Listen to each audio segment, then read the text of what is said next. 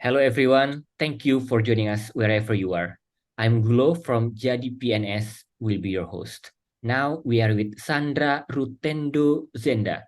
She is program coordinator at Institute for Young Women Development and democracy champion by the World Movement for Democracy from Zimbabwe. Hello Sandra, how are you? Hi, Gulo, how are you? I'm doing very well and good to see you. Yes, I'm doing good also, Sandra. Thank you so much, Sandra, for joining us, and we are really excited to have you here. Please give us a little bit of background on you.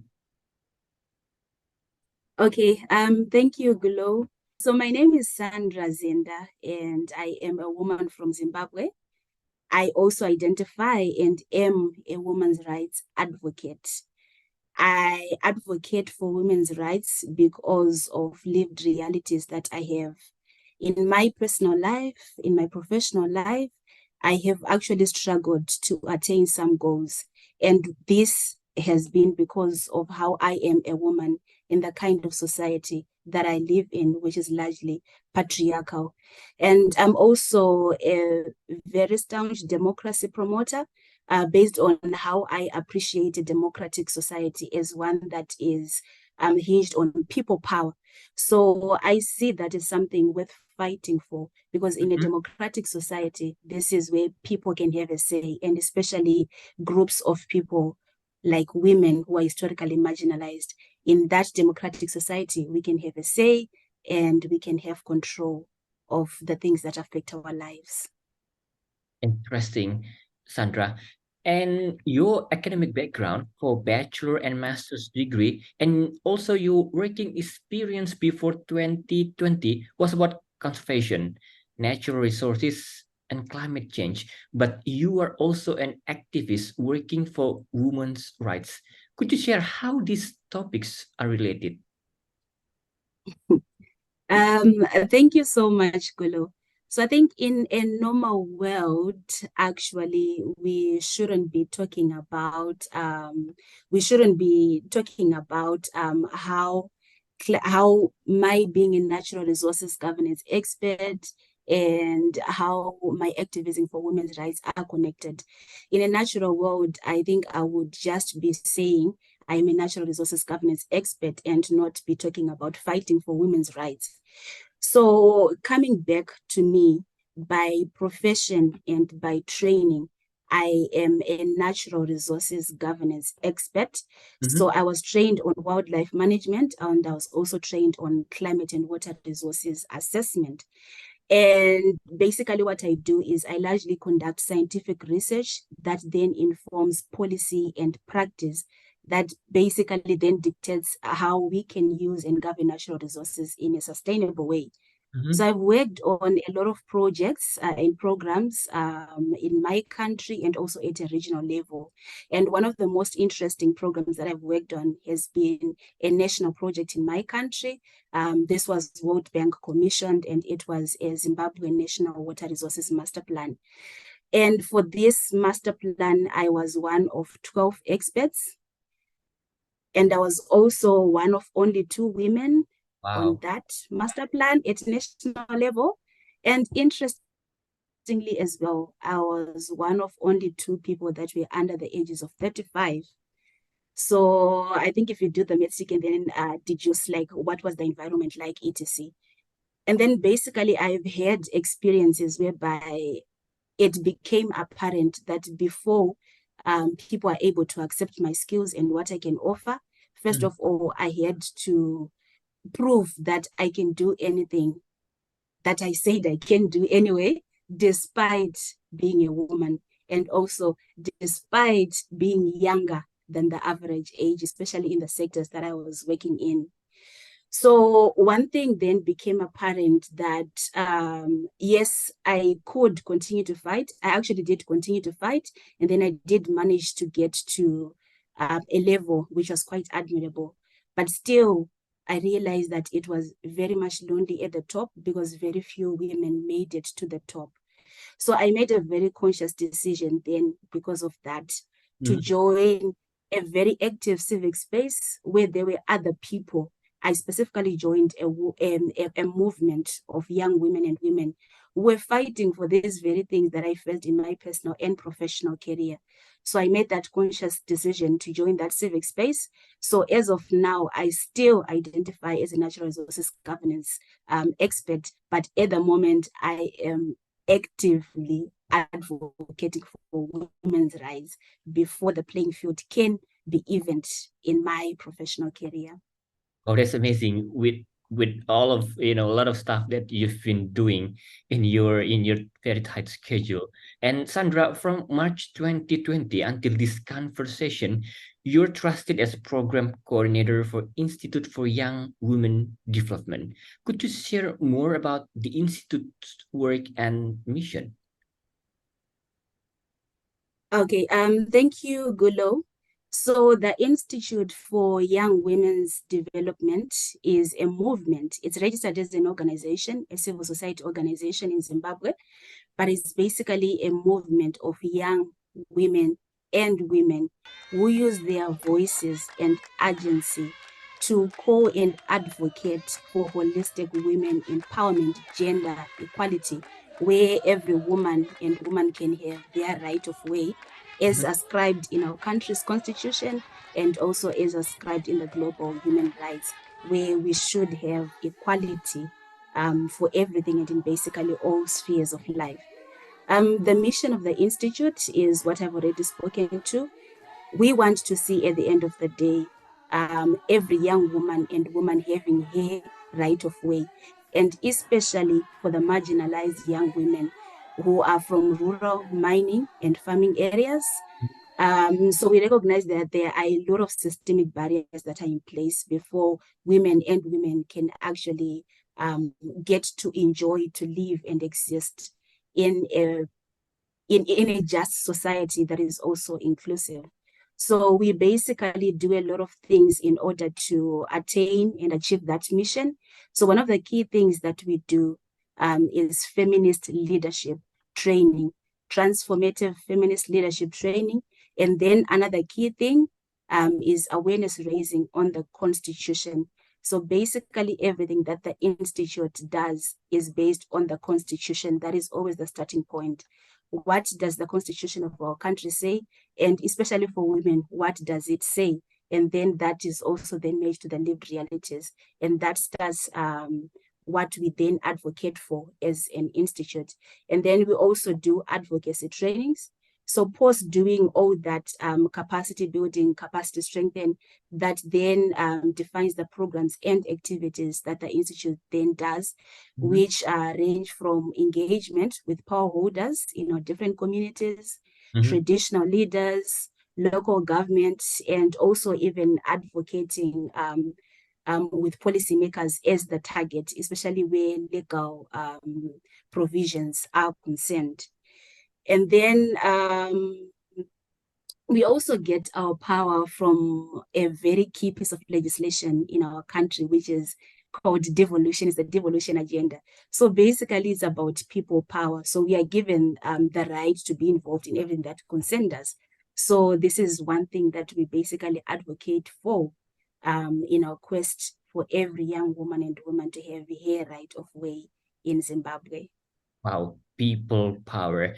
And how do you and your institute help young people in Zimbabwe engage in civic space? Okay, thank you, Gulo. So as a movement, our starting point is always based on two things. We have got on one end the Constitution, which is always our starting point. We look at what the Constitution provides for, what the Constitution says should be done. And then we go on from there and we look at what is happening on the ground, specifically looking at a young woman. We look at how a woman is living day to day, and we then compare that to the Constitution. And then after understanding like the lived realities of young women and women on the ground and vis-a-vis the Constitution, this is where we then zoom in to look about how can we address this? If there are gaps between what is provided for in the Constitution and what people are actually facing on the ground, this becomes our starting point. So first of all, we raise awareness on the Constitution, and then we also have the stories of lived realities over how people are actually living on the ground against what the Constitution says should be happening. So this in itself is a recruitment mechanism. People get to appreciate the Institute for Young Women's Development, and then they subscribe to the movement and join the movement. So post that, when we see specifically that there are gaps between how people are living vis-a-vis what the Constitution says, we start trainings, first of all, on what we can do to address those gaps. So one of those trainings is also on advocacy, which we're quite big on. We see those gaps, then how do we advocate for a change that we want to see? And then we have specific trainings that one of them I've already spoken to, that's feminist leadership training that explores power analysis. And we specifically zoom in on building skills on how people can map power, identify power, and also how people can negotiate with power in order to get the change that you want to see. And we also train on feminist movement building based on the understanding of how we can harness and use collective power for the change that we want to see, as opposed to individual power. And then post those advocacy trainings as well, we also train on how to communicate and how to engage with power holders, because we understand also that the Constitution, it gives us people, it gives us power. We have got people power. But again, the people who can actually effect the changes, there are some leaders that are there. We have got power holders. Some are gatekeepers. Some actually would want, some would actually want to see a change. But one thing that we've also noticed is that some of the power holders that we have, they need a little bit of a nudge for them to then be able to effect what constitutional provisions say about how people should live in a community and how citizens may be engaged. Thank you, Sandra. Could you expand on how your institute uses creative means and technology to reach more people? So we also train on various methods of engagement, and one of those is artistic expression. So for artistic expression, we train on how you can use music, how you can use video skits, theatrical performances to talk about an issue, to relay and convey a message. So this is particularly useful, especially where there are very tense situations whereby you may not like clearly say out some things.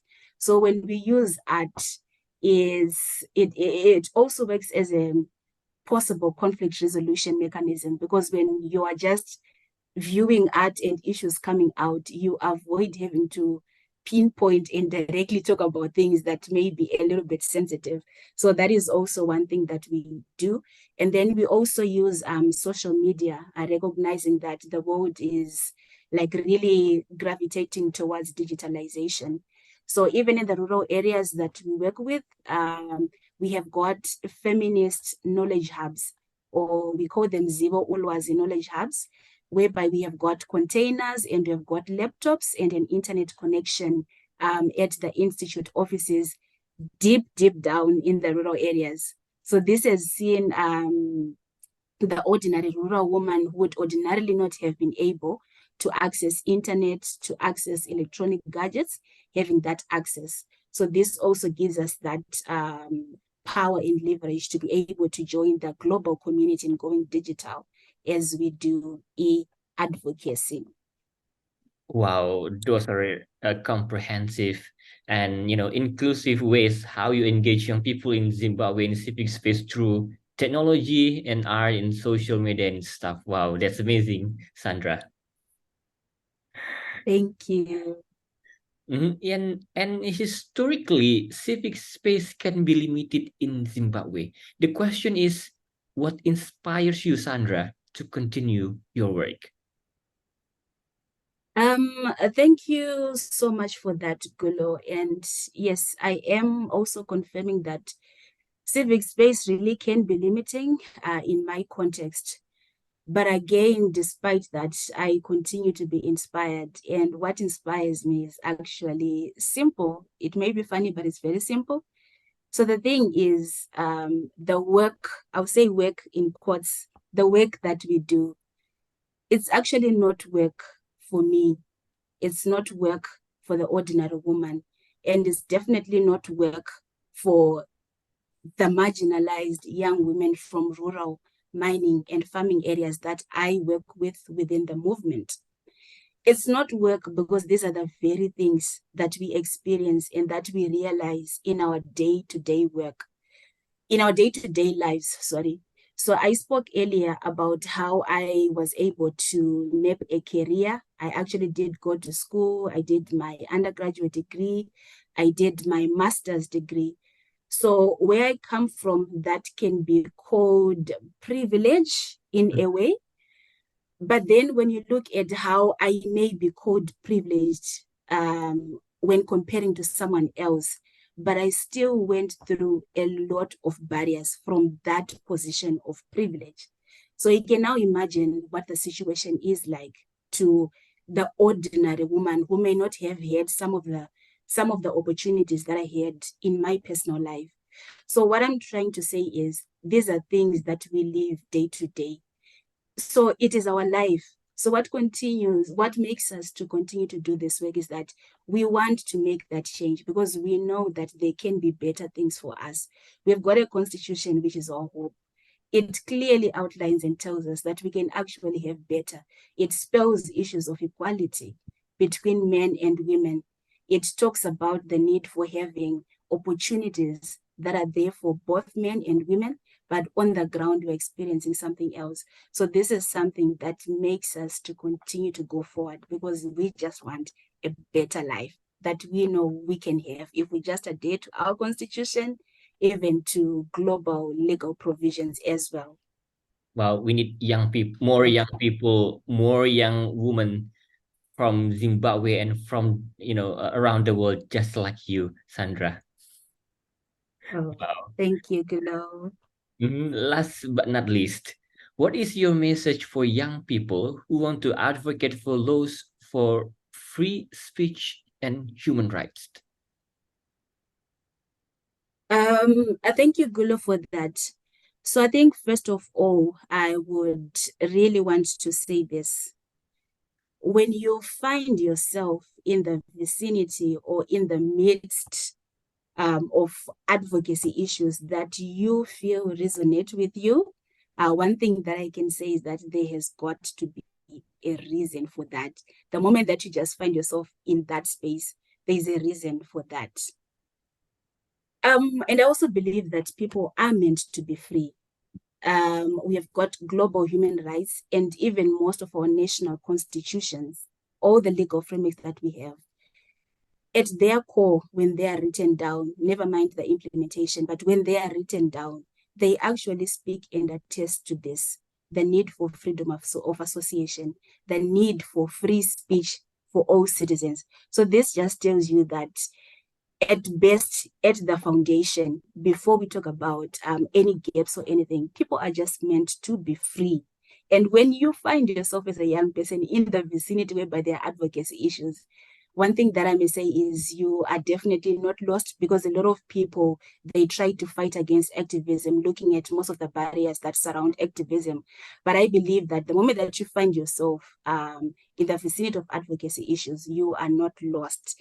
And definitely that should be something that you should be doing. And then the key message again that I would say to young people is do not give up.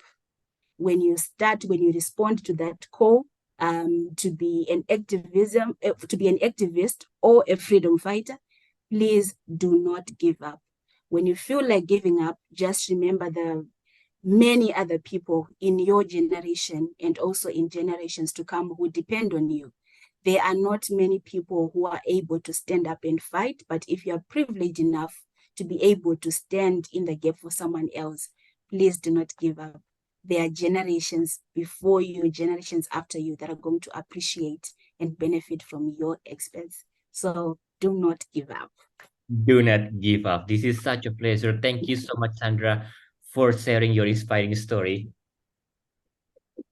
Thank you, Gulo. I'm honored. Thank you. Thank you, Sandra, and thank you everyone for joining us. Let's collaborate to make this world into a better place. I'm Gulo from JDPNS. Thank you and see you again.